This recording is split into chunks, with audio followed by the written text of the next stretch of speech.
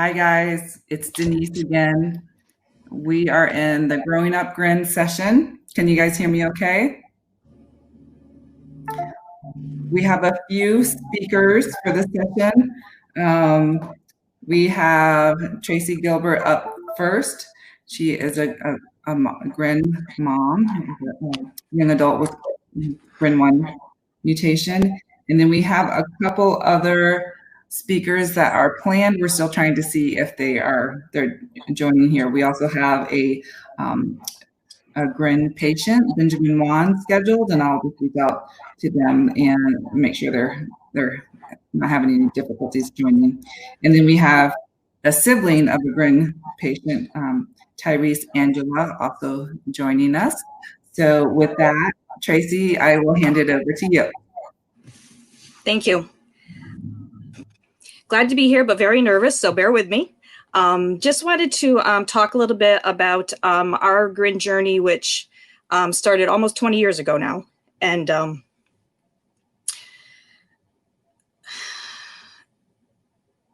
our daughter was born on October 18th.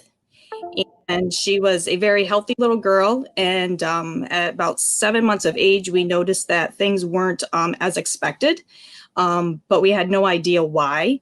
And so that's kind of when our journey with her started, and when we got, I guess, called on our Grin journey. And it took us literally 15 years to get a diagnosis, but that didn't come at a small price. It took a lot of time, a lot of resources, a lot of energy. It was very stressful, but we did get our diagnosis. So just to back up a little bit, when Tori was 7 months old, we had noticed that literally over like a weekend period, she had gone from a very happy, cuddly, bubbly little girl, and she was kind of just like, we just kind of literally lost her over a weekend, like literally from a Friday to a Monday. We had noticed a big difference in her.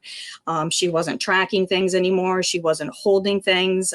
She didn't want to be touched, cuddled, anything like that. And there was just this look in her face and her eyes that we knew was not the little girl we had on Friday.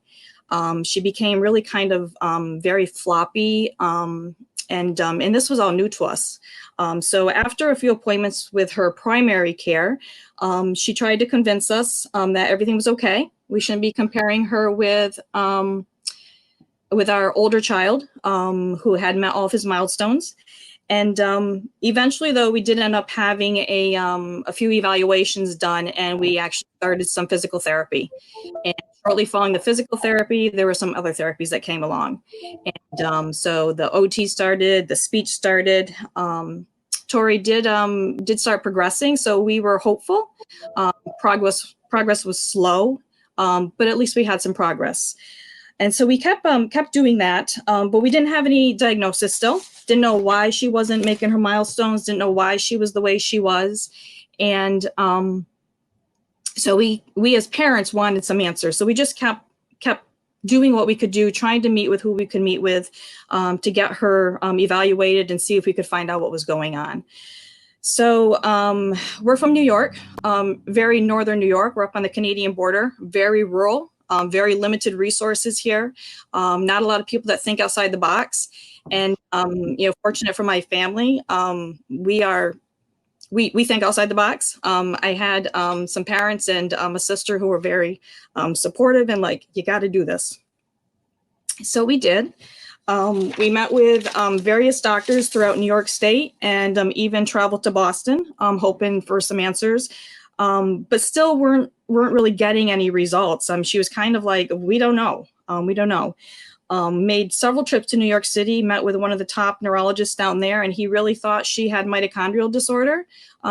Came back negative, and we were at a loss then. At this point, she wasn't gaining weight. She had developed some severe reflux. We were concerned about that. And we actually, at one point, were hospitalized with her and had been informed we need to prepare for the worst.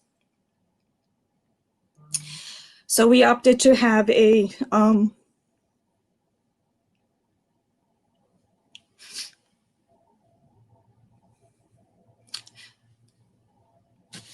My apologies. Take your time, Tracy. We opted to have a Mickey button surgically placed to save her, and it worked. So fortunately, she's still here with us. But again, we still didn't have any answers. So we still didn't know why. Why could we not get these things under control? So Tori's quite a fighter, and she bounced back from that quite well. And she's proven throughout her 19 years, almost 20 years, that she's definitely a fighter. So a few more years went on. We continued with therapies and evaluations, assessments, medications, new doctors. And at the age of 5, she was diagnosed with epilepsy. And it was truly that neurologist, I think, that got us on our path to the GRIN. And we actually treat with all of her medical providers are like 3.5 hours away from us. But they think outside the box there, which we are very thankful for. So this neurologist actually performed a variety of genetic testing that was within her realm. And when everything kept coming back negative, she says that we need to meet with a neurogeneticist. So we did. And although we were excited, his words to us were, "I'm 30% sure I can tell you what's wrong with your daughter." And I just sank. It's like 30%, that's it. And he informed me in the world of genetics that that's pretty high. So about 4 weeks after having the whole exome sequencing done, we got the call that she had the GRIN 1. So it was a bittersweet time for us. We had a diagnosis, but obviously you can see all the difficulties and challenges that come with that. So that was, so we were kind of like, okay, this is good. We know what's going on, and it's been a long time getting here, but at least we had the diagnosis. And that did bring us to, having that diagnosis has brought us to a very good place. We have developed a new normal. We know what to expect now. We've found a great family of GRIN people that can share in our struggles, our challenges, our progress. Even though it's small progress and little victories, they're definitely victories for us. But we are now at a point where we are dealing with a lot of adult issues. And Tori is 19, going on 20. And there were things that we didn't think about when our child was 10, 12, even younger, even a little bit older. And so I want to just mention a couple of those things that parents need to be thinking about, even now, even, despite how young your child is. And one of the biggest things that really didn't hit us was when she turned 18, she became a legal adult. And legally, we had no say over anything with regards to her anymore. She technically has the right to say and do what she wants. Our daughter is nonverbal. Our daughter is non-ambulatory. Our daughter can do nothing for herself. She provides us lots of joy, but she can't make those decisions. And so guardianship is one thing that I really want to encourage parents to think about and start thinking about early. We still have not got our guardianship established, thanks to COVID. We had started the process and COVID hit, so we're kind of in limbo with that right now. And fortunately, I think one of the positive things about being in a rural area is we haven't had a lot of issues with getting her treatment and getting her things that she needs without her ability to consent to that, and not having the legal ability to do it for her. But definitely something that you don't want to put on the back burner, and it's going to come before you know it. Like, my daughter's going to be 20 years old next month, and I'm thinking, oh my gosh, it seems like we just started this journey. Another thing that is also a current issue for us is medical care. She's been treated by pediatrics her whole life. And right now we are actually, we are being forced to switch over to adult care providers, which is not easy. It's a very daunting task. It's very stressful. We've been talking to the same people about our child over and over for years. And now it's like, you got to find a whole new group of people. You have to retell your story. You've got to re-educate them, because GRIN is something that many, many people know nothing about. They know a lot about the symptoms that come with it, but the overall component, they're just so not familiar with. And so it's so much, it can be tiring. But again, it's something that needs to be thought about. And our neurologist has agreed to keep her till she's 23. So we're thankful for that. But her other providers, that's not the case. And so, you know, seeking the medical care and knowing that that point is going to come. And we have such a limited options here. I know sometimes as parents, we're like, okay, who do you go to for this? Who do you go to that for that? And you kind of take their advice, and you know, you're comfortable with the advice of other parents. We don't have anyone that we can really do that with around here. So just something to be thinking about as well. And then a third thing, and I don't want to take up a lot more time, but a third thing is the education piece: schooling, education, services, housing. You know, is she going to continue to live with us? Is she not? What's available for options? In New York State, she had the ability to graduate from school at 19, but she can stay till 21. I'm sure different countries and different places, it's different. But some of the things you really need to think about is, if I don't keep her in school, what happens to the services she's getting? Who's going to get her there? My husband and I both work full time, so it's not like we can just drop what we're doing and get her to therapies or treatments or community groups, whereas the school is currently providing that for her. But you know what? She's going to be 21 soon, and that school's not going to be an option for us anymore. And so really, we need to be looking as parents into resources that are available for our children once that education piece is not there for them. And you know, how are we going to continue to function with her and get her what she needs? Financially, I have insurance. I have great insurance, but they won't pay for physical therapy. They won't pay for occupational therapy. So she needs those services, and she's probably going to always need those services. So then looking for resources that are available to help cover that expense. We currently have staff that we have been able to hire through a program that New York State has. So it's alleviated some of the providing care for her when she's not involved with therapies and those types of things. But again, you know, every state, I'm sure every country is different. And but just some things that as a parent, I guess we need to be thinking about. So I think I'm going to end there. Sorry about the emotion. I always get that way.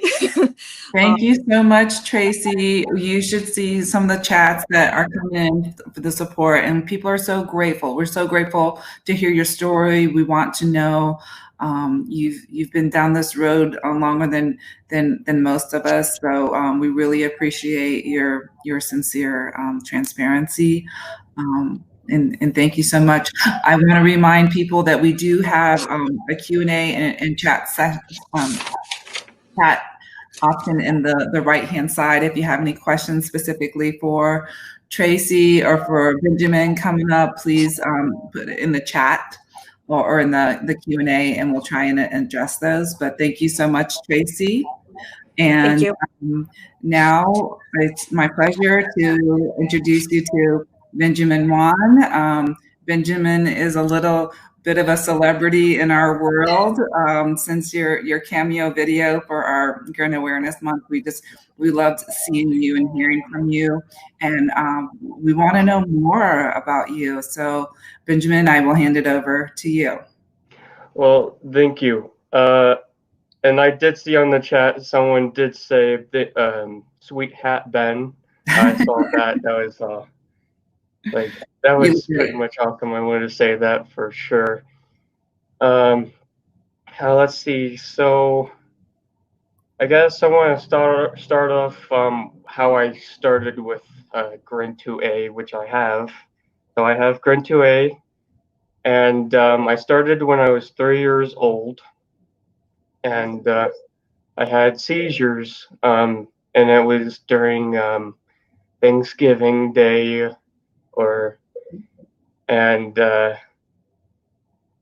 yeah, so that's when we found out that I had epilepsy. And when I found out, I never knew about having seizures. I never felt the seizures. So I was told that I had seizures during that time, and during just learning about it many times and growing up and other stuff. So it's basically it's kind of a walk in a park, and I have a couple of issues, couple of things that are really hard and challenging, but GRIN, or my epilepsy, took me places, and it took me places where I couldn't go or could go or whatever.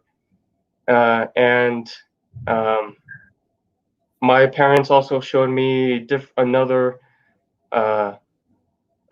way of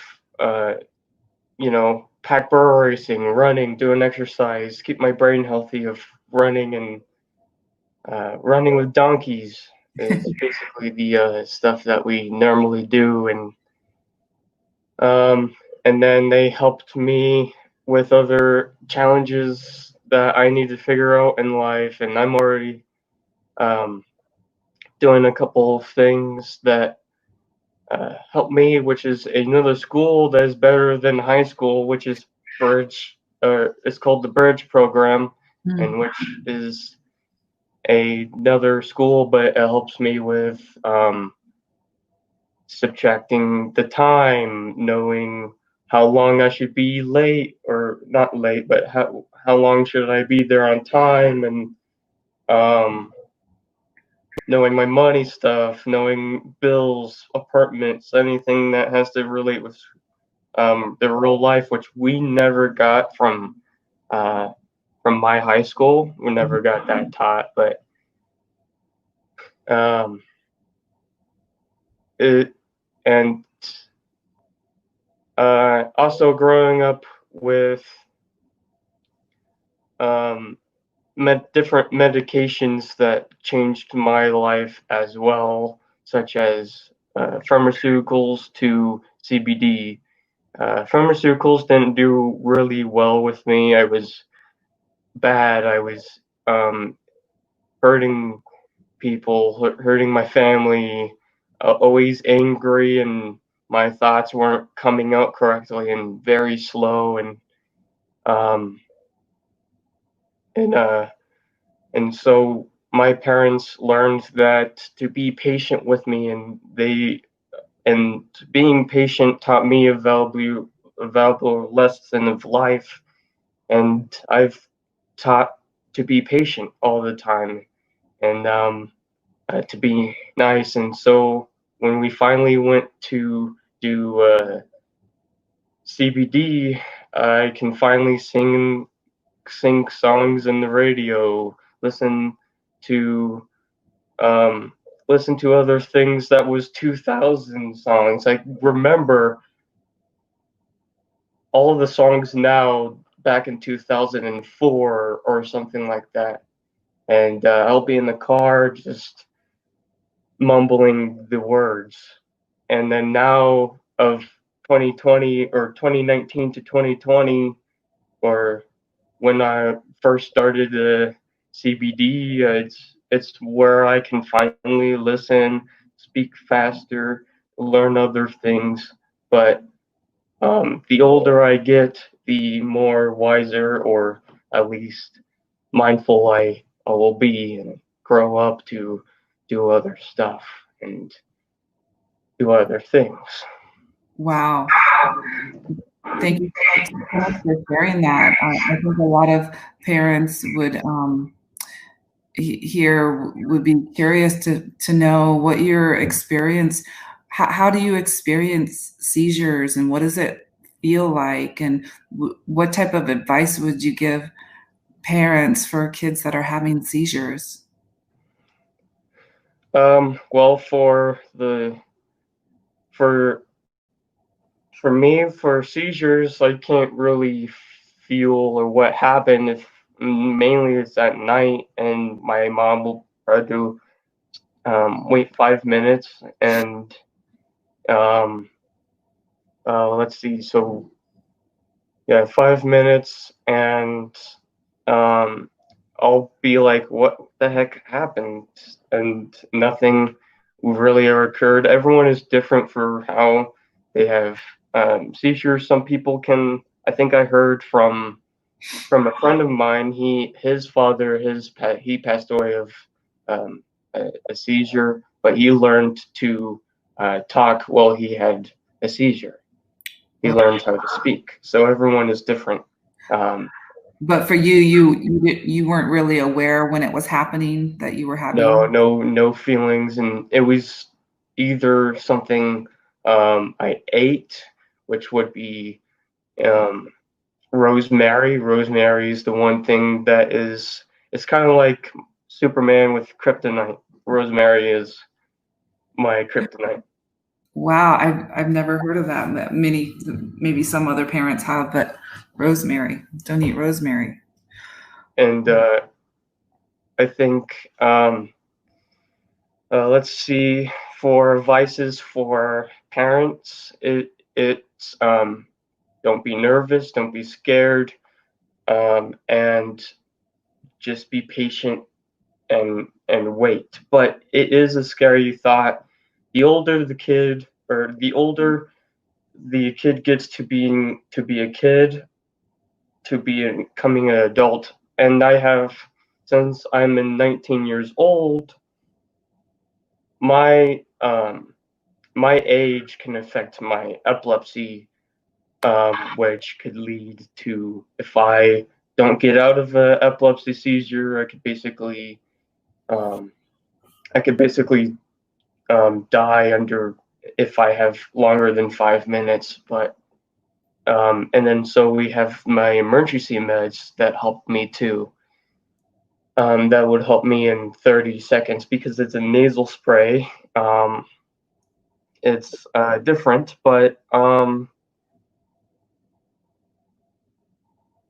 for I think just support from other people, fine. And if the kid has a friend that trust him, and they can be patient and all the other stuff, there will be some times where people will call 911 on their kids, and be scared a little bit and hesitate.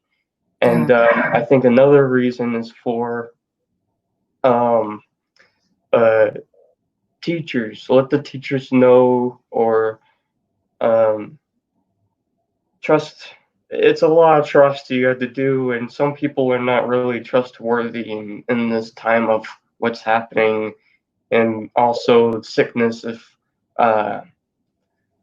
very bad sickness, and trust is another thing, and so you have to figure out the solution for it.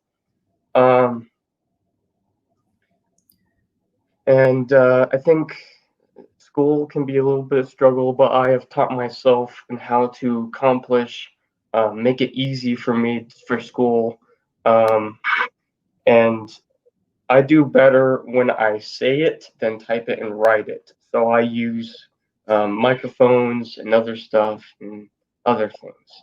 So I've learned. It sounds like you really have learned a lot about yourself and how to take care of yourself, and how you learn best. That's amazing. I'm not seeing any specific questions from families, but I'm curious, like your experience in the school system and in public school. Have you found people to be accepting of you, or have you had any challenges with being bullied or anything like that? I don't think I have seen any negativity to me or to anyone else ever since of growing up. And if there was a negative thought, all my thoughts, basically, all my negative thoughts, or from someone or from something, um, sometimes it sticks there, but sometimes it just goes away, and I probably never thought about it. And it kind of pushed back to them. It never affected me, and never affected them. So, but I never saw anyone or anything. I think one time in Bridge, two older teachers who needed help with technology, I had, I guess I had, because I know a lot about technology, really, and so much, in fact, that I have my own 3D printer. So Yeah, that's amazing. And I'm making a part right now. It's a project goal that I always wanted to make, and it was a Star Wars helmet, and I'm finally making it by piece every day. And so That's I great. get a lot of trust from anyone and everyone, even if it was a political view. But Yeah, good for you for having patience. We have a couple of questions coming in for you, Benjamin. One is, do you have any trouble sleeping right now, or did you have trouble sleeping in the past? CBD helped sleeping. Honestly, I think it helps with like body problems. Maybe it helps with like backs or backache, or I mean, I haven't gotten any bad situations where I think this one time I felt like I slept wrong, but when I searched it up on YouTube, it was actually cold um, a cold muscle stiffness. So it was from cold wind going on my neck, and so when I turned my neck, I couldn't turn it to the right or left, or I could turn it to the left, I couldn't turn it to the right. So um, let's see, sleeping. Um, I guess sometimes it really helps with sleeping. CBD really helps with sleeping. Um, no, yeah. And have you always been able to walk, or do you remember ever having like a delay as far as like being able to walk, or you had full mobility that you can remember? Yeah, I have the ability to uh, remember and know a couple of things, and I can, yeah, well, I was slow, but I could do basically a lot of things. Well, we know you can run. We've seen you running. Right. And that's how I got this hat and shirt. Yep, you're right. Um, so I'm curious. Well, one of the parents is asking, in our community, we're trying to find a cure for our loved ones living with grin disorder. What do you think about a cure and what that might look like? And Um, well, let's see. Um, what it would it look like? Memory. It would look muscle. Um, um, muscle memory, muscle movements, knowing how other things work, figuring out a couple of things. I'm not too sure, but are those things that would be important for you um, to like improve in your life, or are you comfortable the way that you are right now, or if you had a chance to improve some of those memories and cognition, would you want a cure? yeah, I would definitely want a cure for GRIN people and other people who need it, and it's probably out there somewhere, and we can't find what it is, but it's working. It's being worked on. Um, let's see. Just I think working on um, words coming up the mouth, like I'm having struggle already. I'm a little bit of Well, you're doing so great, Benjamin. You should see all and then I'm that. already confused of what is happening, but it's at least a work in progress. There's so much support coming out from the GRIN community for you, and we're so grateful for you to be here and sharing your story. It's truly remarkable and so inspiring for all of us. So thank you so much. So thank you. Chris. Love the hat and the t-shirt. Great job on the run. So now we have our next guest has arrived, and Tyrese Angela is the brother. He's 19-year-old brother to Hatham, who is, how old is Hatham? He's 5 or 6. Can you guys hear us okay? But we cannot seeing anything. Okay, well, we can see you, but I'll hand this over to you, Tyrese, to share your story as a sibling to a GRIN disorder patient. If you have any questions for Tyrese as the talk, just put it in the Q&A and we'll try and ask him. So over to you, Tyrese. Yeah. My name is Tyrese. Out to live with a brother with GRIN.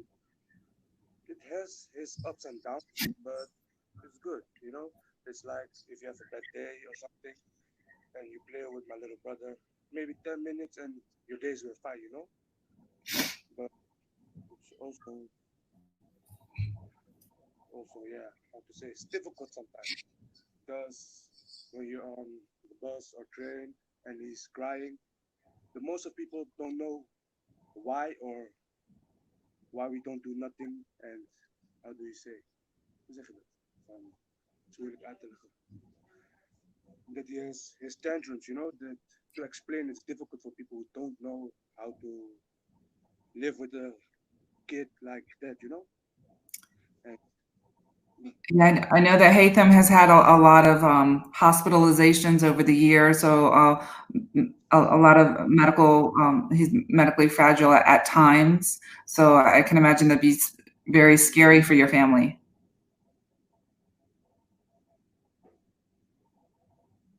Can you guys hear us? They might have lost audio.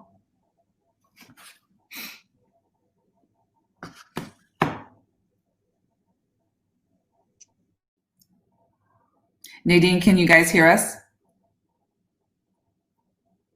Oh, we lost audio and video, and they're back. Is that better? Okay, there we go. Because we only can hear you guys. Okay. We can see you and we can hear you. So please tell us more about what it's like living, being a sibling with a child with GRIN disorder. It's sometimes it's hectic with his tantrums, and sometimes you don't know what he wants or you don't know how to explain what he wants. But eventually you will see and you will know what he wants, but it's sometimes difficult, you know. And Hatham is how old now? Is he 7? Oh, he's 4. Okay, so you were still a young teenager when he was born. Yeah, I was 15. Mm-hmm. 15 when he was born. But and you mentioned earlier that you have that sometimes it's difficult for your family to get out and do things.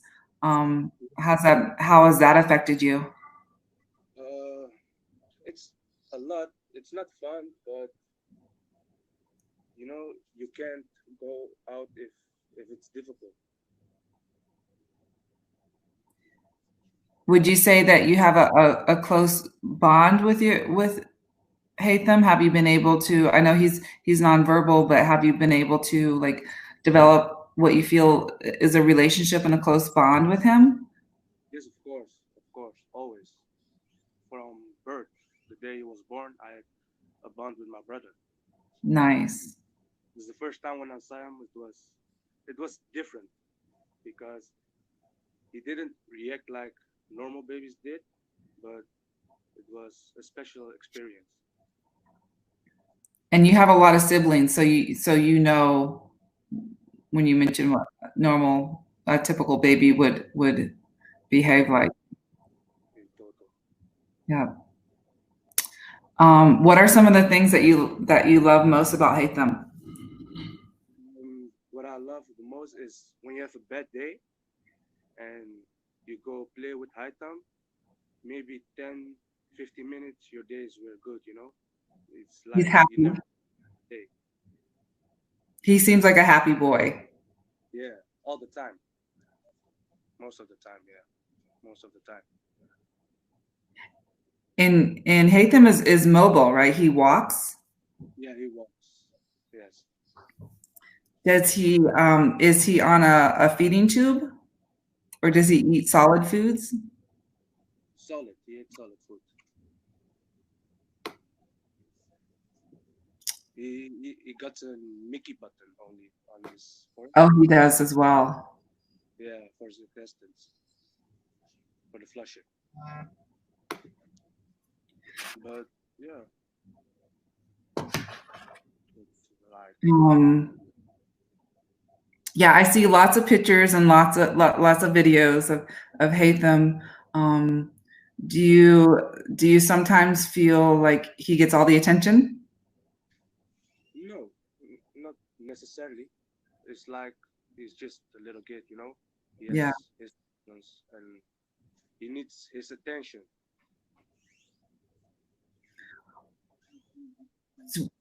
What are so we had asked Benjamin earlier about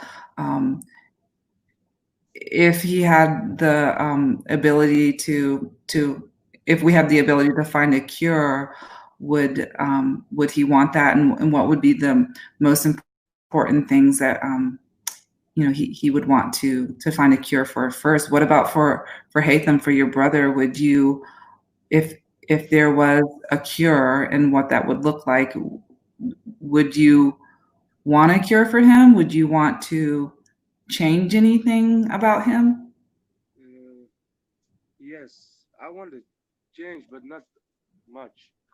I just that he can talk to us, that we can have, that we understand each other, you know? But